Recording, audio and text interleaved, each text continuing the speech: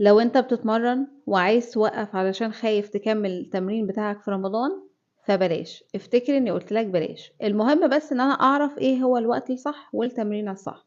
دلوقتي لو انا صايمة وعايزة اتمرن، لازم اتمرن تمرينة خفيفة. ممكن يكون مشي، ممكن يكون على الكارديو. حسب انت اصلا ايه الرياضة اللي مدخلها في الروتين بتاعك. يعني لو الجيم، بلاش تكون حاجة عنيفة او تكون حاجة عايزة مجهود كبير.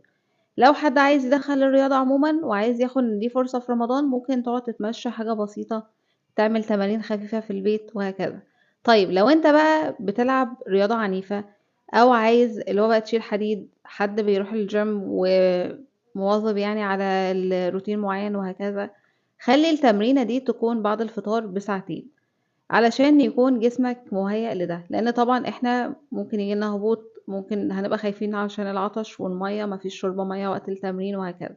فخليها بعد الفطار، أو ممكن تخليها قبل السحور، تعمل التمرينة بتاعتك وبعد كده تاخد الوجبة بتاعتك اللي هي السحور، وبعدين تكمل الصيام بتاعك. المهم انك لازم تكمل في الروتين بتاعك، لأن طبعا فوائد الرياضة رهيبة رهيبة، وياريت كلنا أصلا نبقى كده. واستنوني في الحلقة الجاية، وكل سنة وانتم طيبين.